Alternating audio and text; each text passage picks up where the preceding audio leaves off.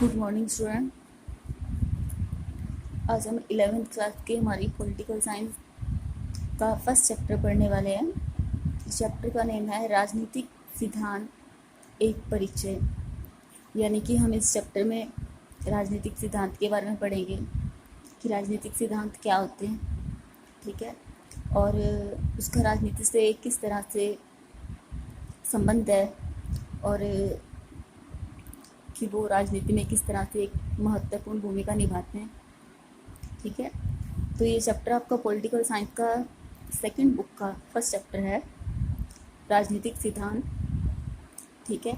लेकिन हम ये चैप्टर पढ़ने से पहले, यानी कि राजनीतिक सिद्धांत क्या होते हैं, उससे पहले आपको राजनीति का मीनिंग पता होना चाहिए, क्योंकि जब तक हमें राजनीति का मीनिंग नहीं पता होगा तब तक हम उसका बेस जो आगे है वो कैसे पढ़ पाएंगे, समझ नहीं आएगा आपको, ठीक है।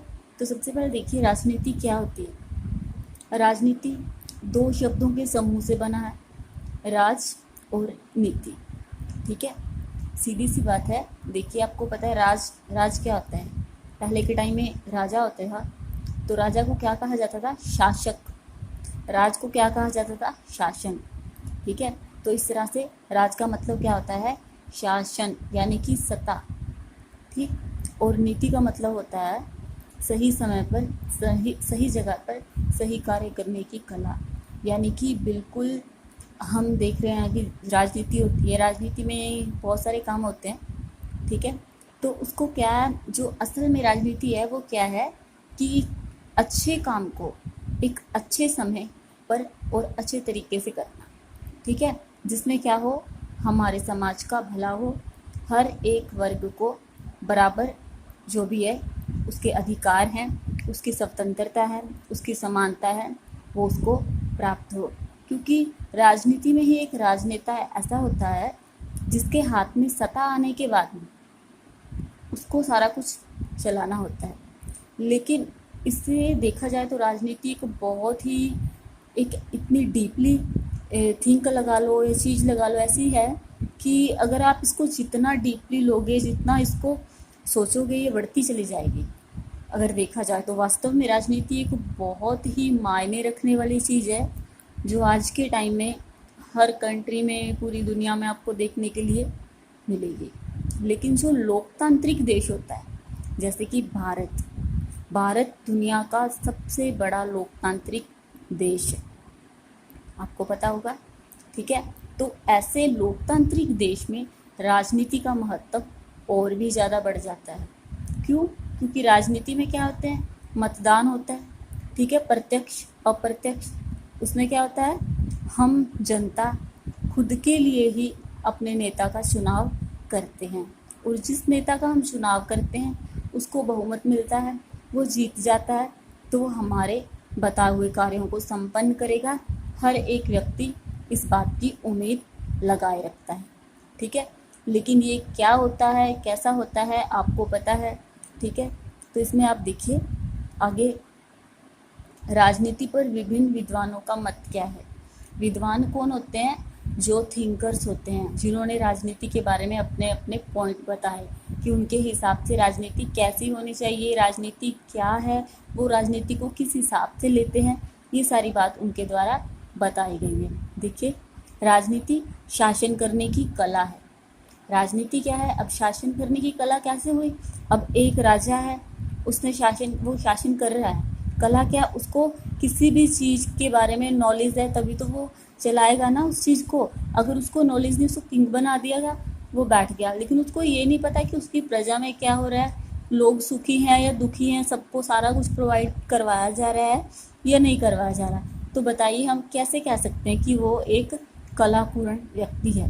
नहीं कह सकते ना। तो इसके लिए क्या है? राजनीति शासन करने की कला है, यानी कि शासक को अच्छे से शासन चलाने की कला हो, ठीक है। सेकंड पॉइंट है हमारा, राजनीति सरकार के क्रियाकलापों को ठीक से चलाने की सीख देती है। अब इस बात का क्या मतलब है? राजनीति सरकार की, जो सरकार होती है, आप बोलोगे राजनीति क्या है, सरकार क्या है? सरकार राजनीति के साथ ही तो बेस है, उसके साथ ही तो बना हुआ है। जब राजनीति में आप खड़े होंगे, आप जीत जाओगे तभी तो आपके पास सत्ता आएगी ना। तो उसको उसके जो क्रियाकलाप होते हैं उसको ठीक से चलाने की सीख देती है। इस बात का क्या मतलब है, अगर मान लो हमारी सरकार है, सेंट्रल गवर्नमेंट कुछ गलत करती है या उसने कुछ ऐसे रूल बना दिए जो हमारे विरोध में है, तो हम आंदोलन शुरू कर देते हैं। हमें अपनी मांगों को मनवाने के लिए पूरा अधिकार है, ठीक है। और सरकार का भी हक बनता है कि वो जनता को सेटिस्फाइड करे, जनता की बातों को माने, ठीक। तो इसी तरह से क्या है, उसको टाइम टू टाइम, आपको पता है विरोधी दल होते हैं, राजनीतिक दल, अगर अगर आपको देखी जाए तो ये पूरा अच्छे से समझाए तो इसके साथ में एक पॉइंट से दूसरा पॉइंट जुड़ता चला जाता है अच्छे से, ठीक है। तो बच्चे जो विरोधी दल होते हैं वो कौन होते हैं पता है आपको, जैसे मान लो एक पार्टी जीत गई, तो आज के टाइम में आपके पास में देखो जो बीजेपी है वो हमारे टाइम में जो सरकार है, ठीक है। और उसका सबसे बड़ा विरोधी दल कौन सा है, कांग्रेस, आपको पता है। उसके अलावा और भी हैं, आप है, कांग्रेस है, और बहुत सारे हैं। अलग अलग स्टेट्स के अकॉर्डिंग देखा जाए तो बहुत सारे राजनीतिक दल हैं हमारे भारत में, ठीक है। लेकिन जो आज के टाइम में सत्ता किसके हाथ में है, जो बीजेपी की सरकार है उसके पास, ठीक। तो उसका जो विरोधी दल हो गया वो उसको क्या करता है, टाइम टू टाइम उसकी बातों पे टिप्पणी करता रहता है, आलोचना करता रहता है कि हाँ आपने ये सही नहीं किया, ये गलत कर दिया, ऐसा हो गया वैसा हो गया। और वो उसके ऊपर कहते हैं कि शायद ये मतलब कि जानबूझ के मुझे ऐसा कर रहा है, मतलब कि अपने पॉइंट रखते हैं, ठीक। तो ये क्या है, सरकार के क्रियाकलाप क्या होते हैं, कार्य, उसको ठीक से चलाने की सीख देती है, यानी कि उसको बताती है। थर्ड पॉइंट क्या है, राजनीति प्रशासन के संचालन के विवादों का हल प्रस्तुत करती है, कि उसके जो विवाद हो रहे हैं उसमें चल रहा है उसका भी सॉल्यूशन देती है, ठीक है। अब इसके अलावा कुछ लोगों का राजनीति के बारे में अलग से वो अपने विचार रखते हैं जो आपको बताए जा रहे हैं। देखिए कुछ लोग क्या समझते हैं कि राजनीति को बहुत ज़्यादा बेकार है। वो क्या कहते हैं कि जो राजनीति है, आपको पता होगा बच्चे, आपने सुना है राजनीति में आज के टाइम में तो बहुत ज़्यादा भ्रष्टाचार बढ़ गया।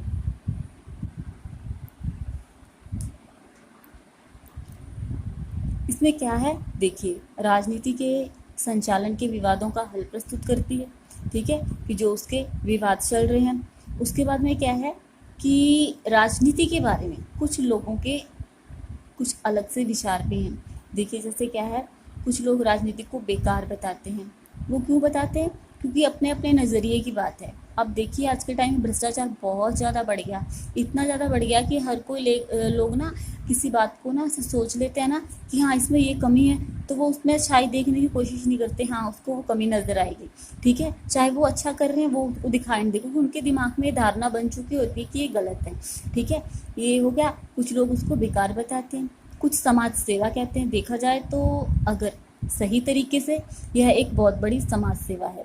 क्यों है, क्योंकि एक राजनीति, राज मतलब राज समाज हो गया और राजा हो गया उसको चलाने वाला, तो एक राजा का हक बनता है ना कि वो अपनी प्रजा का ध्यान रखे, उसकी प्रजा कैसी है, उसको क्या क्या मिल रहा है, समाज के सभी वर्गों को समानता, स्वतंत्रता और न्याय प्रदान करे, इक्वलिटी रखे।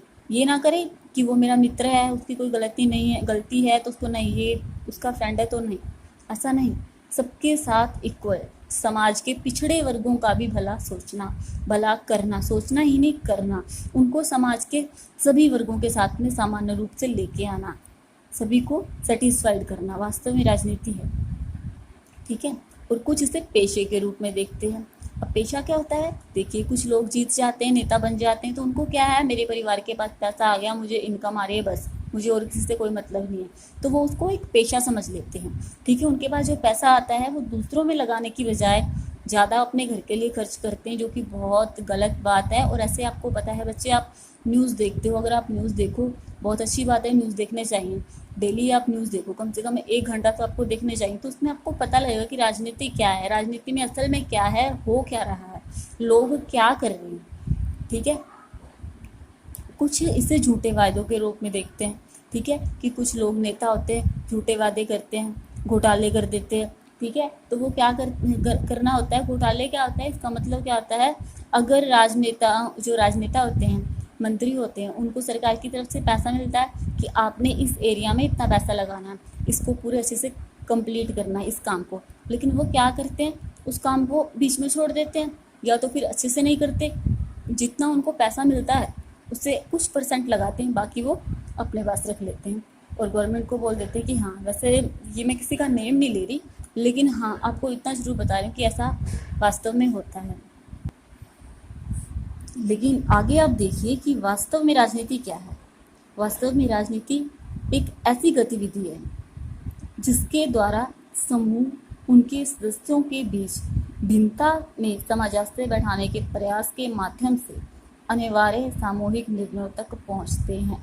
इस बात का मतलब क्या है, देखिए, जो समूह हो गया, राजनीतिक दल हो गए, उनके मेंबर्स हो गए, उनके बीच में अलग अलग मेंबर्स होते हैं, भिन्नता होती है, ठीक है। उसमें सामंजस्य यानी कि वो आपस में मिलजुल कर कोई भी काम करने का प्रयास करते हैं, ठीक है, माध्यम से अनिवार्य सामूहिक जो ज़रूरी हैं।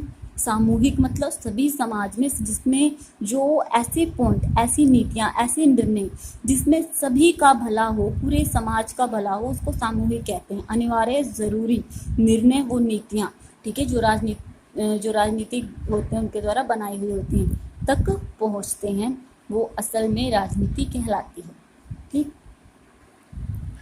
अब देखिए, अब आता है हमारे पास राजनीतिक सिद्धांत का अर्थ क्या है। अब तक आपने राजनीति के बारे में पढ़ा, समझ लिया, अच्छे से सीख लिया, आपको समझ आ गया होगा। देखिए, अब राजनीतिक सिद्धांत का अर्थ क्या है। राजनीतिक सिद्धांत को अंग्रेजी में पॉलिटिक्स थ्योरी कहते हैं, ठीक है, पॉलिटिक्स थ्योरी। इस शब्द की उत्पत्ति यूनानी शब्द थ्योरियो से हुई, ठीक है, जो यूनानी भाषा है उसका जो शब्द है थ्योरियो से हुई। थ्योरियो का अर्थ है मनन की अवस्था या चिंतन की स्थिति, यानी कि हमारे आत्मिक चिंतन की स्थिति क्या है। जब हम नैतिक मार्ग पर चलते हैं, अपनी आत्मा की आवाज़ को सुनते हैं, तो वो हमें कभी भी गलत आवाज़ नहीं देती, हमें गलत रास्ता नहीं बताती।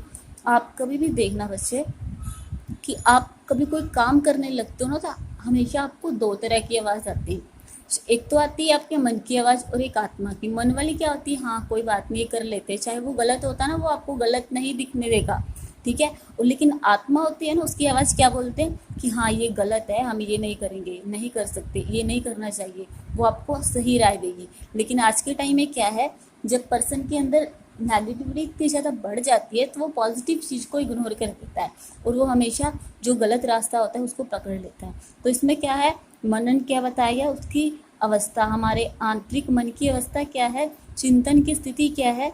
इस प्रकार राजनीतिक का अर्थ, राजनीतिक पर चिंतन को राजनीतिक सिद्धांत कहते हैं, कि जो राजनीति को समझना, बहुत ही अच्छे तरीके से समझना, ठीक है, और उसके अकॉर्डिंग जो अर्थ निकलता है, जो नीतियाँ निकलती हैं, जिस पे निर्णय लेना होता है, जिसके द्वारा कानून को फॉलो करना होता है, रूल्स बनाए जाएं, जिसको चलाया जाएगा, उसी को राजनीतिक सिद्धांत कहते हैं। यानी कि राजनीति को चलाने के लिए जिस चीज़ का जरिया हमने लिया है, वही राजनीतिक सिद्धांत है, ठीक है। आगे देखिए, ये शॉर्ट क्वेश्चंस में आ सकता है। अगर आपसे पूछा जाता है कि राजनीति का पिता किसे कहा जाता है, तो वो कौन थे, ग्रीक विचारक अरस्तु, ठीक है, जिन्होंने राजनीति शब्द की इसके ऊपर लिखा या इसकी उत्पत्ति की, ठीक है, इसको बनाया, उनको राजनीतिक विज्ञान का पिता कहा जाता है। तो बच्चे, आज आपको इस चैप्टर का सिर्फ एक छोटा सा पार्ट करवाया है, सिर्फ आपको मीनिंग बताया है राजनीति का और राजनीतिक सिद्धांत का। तो आपने इसको अच्छे से, बहुत अच्छे से राइट और लर्न कर लेना है, ठीक है। और उसके बाद में हम कल इसको आगे बढ़ाते हैं, इस चैप्टर को, ठीक है। Okay, thanks.